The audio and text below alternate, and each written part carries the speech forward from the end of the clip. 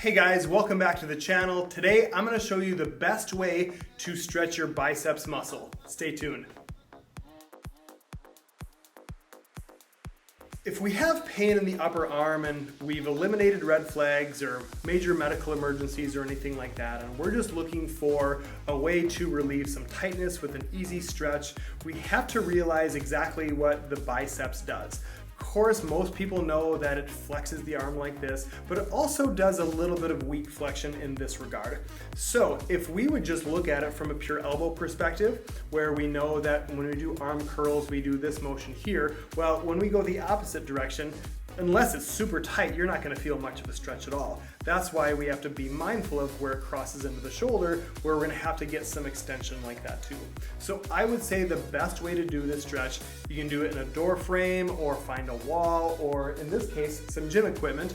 And I'm going to stick my arm straight out, so we're going to extend the elbow, and we're also going to just rotate the body out the opposite way. So we're going to get a stretch from the elbow all the way through the bicep, even a little bit into this front deltoid here, and maybe even a little bit of the chest. That way we can take all the fibers that cross from the shoulder joint all the way through past the elbow, and we're going to get a good stretch there.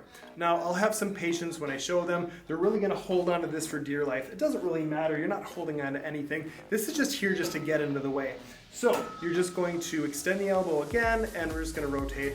Normally, I usually tell my patients to stretch this for 20 or 30 seconds. You don't have to do any more than that. Sometimes if we have a complicating factor where we have scar tissue built up in here, that's something that I will do with my patients and clear that scar tissue out. There's some ways that you can do it on your own too, but sometimes we have fascia that gets really tight and it continues all into the forearm as well. So this is kind of an advanced maneuver. Not many people really need this all the time, but we're also going to extend the wrist and the fingers as we start getting some of that elbow extension too. So you can do the same thing.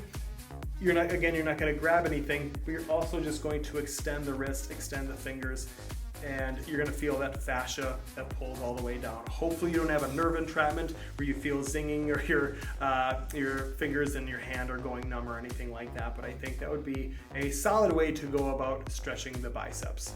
So some people could ask me, could I stretch both biceps at the same time? Potentially. So I would imagine people would probably get into a position like this. It is kind of awkward. Unfortunately, if you have one side that's tighter than the other, it's really hard to get a solid stretch on both of them. So I would suggest not doing them together. I would just do one at a time. And again, 20 to 30 seconds, I think that would be sufficient enough. But that is the bicep stretch. Thank you for watching. I have plenty more videos on the channel, so stick around and we'll see you guys on the other side.